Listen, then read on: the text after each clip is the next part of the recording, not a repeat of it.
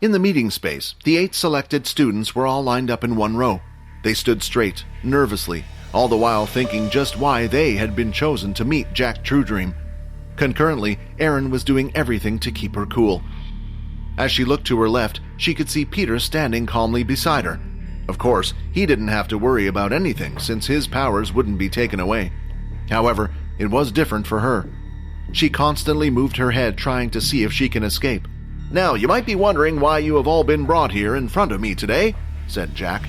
"It seems like either one way or another, you have been suspected of a dangerous crime." Halting his speech, Jack slammed his hand on the table. "The punishment that has been handed to you is to have your abilities taken away." As soon as Jack said those words, a couple of students dropped to their knees, complaining, "But I didn't do anything, this can't be right." This was a deal-breaker for Erin. She had to do something, otherwise she would lose her ability forever. Hence, with a resolute countenance, she faced Jack and uttered, "But we didn't do anything, sir," Erin said. "If you do this, people will find out about your made-up lies. We can just tell everyone the truth." "Oh, don't you worry about that.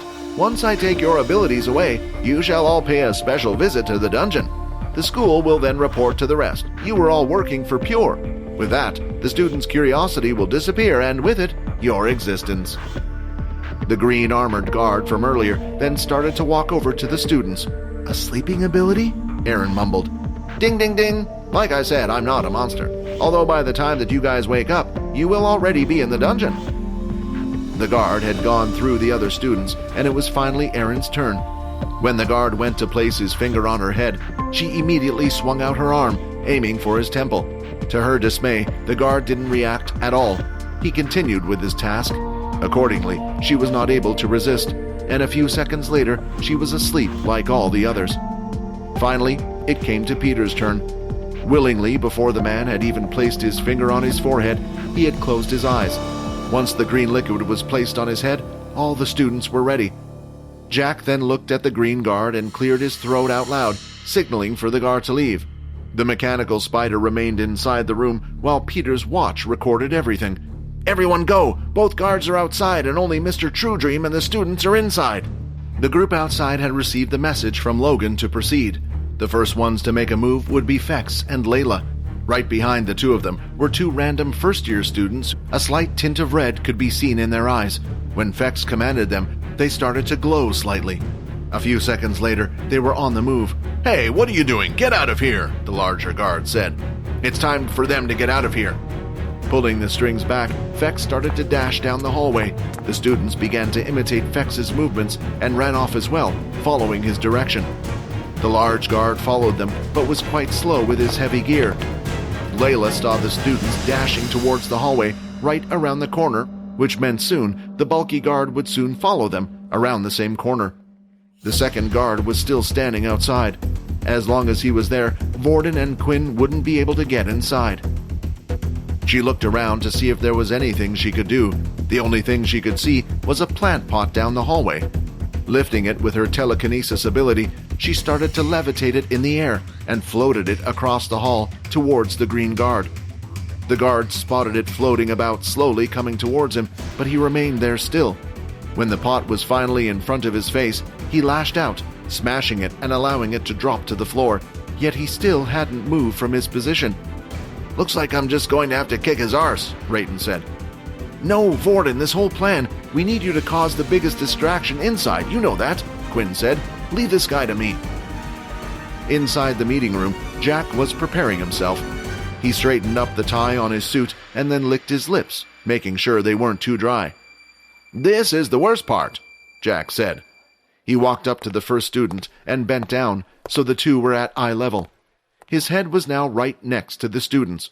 Grabbing the person by the head, he pulled it forward, pressing his lips against theirs. Suddenly, Jack could feel the energy from the student entering his body, so he continued to go down the line, pressing his lips against each student, draining their abilities. Finally, he had reached Erin. "Now here is someone I don't mind pressing my lips against," Jack said, as he looked at Erin's delicate face and realized she was a true beauty. The energy flowed through Erin's body and slowly entered Jack's. "All right, last one." Jack then moved his face closer to Peter. He closed his eyes as he went to press his lips. "What the hell do you think you're doing?" Peter said. His eyes were wide open, and he was staring at Jack, who was standing right in front of his face. "Kitty, get in here right now! One of them is awake!" Jack shouted, very much panicked and frightened. Just as Kenny was about to open the door, a shadow raised from underneath, blocking his path.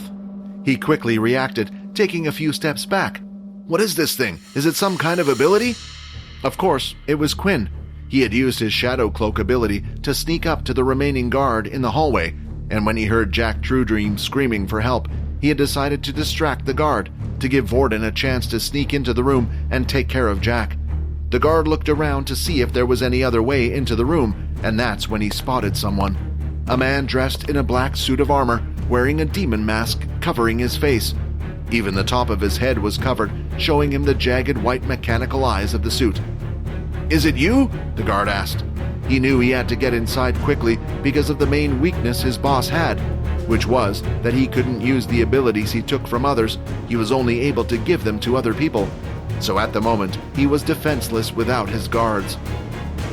Quinn said nothing in response and started to dash forward, bringing the shadow from the door back to him, and it was now hovering above him. The guard saw this and immediately threw several needles, but the shadow managed to block them all. Damn it, this is the problem going up against an original. When the guard saw that his needles were ineffective, he quickly pulled out his dagger. He was waiting for Quinn to get close. However, when they were around 9 meters apart, Quinn jumped into the air, spinning his body, and then threw out a kick from the side. Blood Crescent kick. He could do nothing but take the attack head on. What was that attack? It was so powerful, he thought. His hand was feeling numb from the impact of the blow. While Quinn was busy dealing with the guard, Vorden had snuck past and entered the room. Or rather, it was Raten who was in control now. He was using an invisibility ability he took earlier, so he couldn't be seen.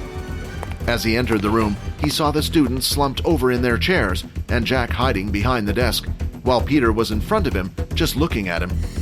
"Go away or you will regret this," Jack shouted. "Are you threatening me?" Peter asked. Suddenly, Logan had an urgent message. "Guys, the guard chasing Fex has given up and is now on his way back. You have to grab them and get out of there, now!" Raten then went to the corner of the room near one of the wooden shelves and activated his fire ability, setting the whole thing alive with fire. "Peter, grab Erin and get out of here! Quinn's orders!" Raten shouted. Peter did as he was told. Picking up Erin, he quickly ran out of the room, but before Raten left, he stared at Jack. "Raten, what are you doing? I said not to touch him," Vorden said. The room was slowly heating up. Raten had suggested killing Jack, but Vorden knew this wasn't an option. The simple reason was the balance of the current world right now. If Truedream was to be taken out of the picture, the military power would weaken, and the power balance would be upset, leading to another civil war. But that wasn't what worried Vorden. The problem was if the Dalki was to see this, if the humans were fighting each other, they would come to invade as soon as possible. Vorden tried his best to explain this to Raten. "I disagree," Raten said. "If the human race can't survive without one person, then maybe we shouldn't be alive in the first place." Raten had set his hand ablaze and threw a punch right towards Jack. All Jack could see right now was a floating arm of fire. As his hand full of flames was about to hit, a slight reflection could be seen in front of Jack. "Hugo?" Jack said. As he turned his head, the large guard, wielding a two-handed axe, had entered the room. "Well, we know someone is getting a raise." "Damn!" With nothing else left to do, Raten quickly headed for the corridor. Hugo held out his hand, and another reflection appeared just in front of the door, but it was too late. Jack could see the figure moving through the sprinkler's water, and it was clear it was no longer in the room with them. "Damn it, you're too slow. Forget about that raise, let's get out of here." As Raten ran down the hallway, he could see Quinn, still busy dealing with the green guard Kenny. "I'm leaving," he shouted. And that was the signal for Quinn to disappear as well. Using his shadow cloak skill, suddenly he disappeared right in front of Kenny's eyes. A few seconds later, Jack and Kenny came out of the room. "Where the hell are they? Find them now, and find that girl and the boy. I want them both dead, you hear me?" Jack shouted. As the three of them walked off, Logan's mechanical spider had done the same. He had listened to everything Jack uttered. After a few minutes, everyone returned to Logan's room. Vorden, Peter, Layla, Fex, Quinn, and Erin were all inside, but Erin was lying on the bed still under the sleeping spell. "We did it!" Layla shouted. "I can't believe we got them out of there."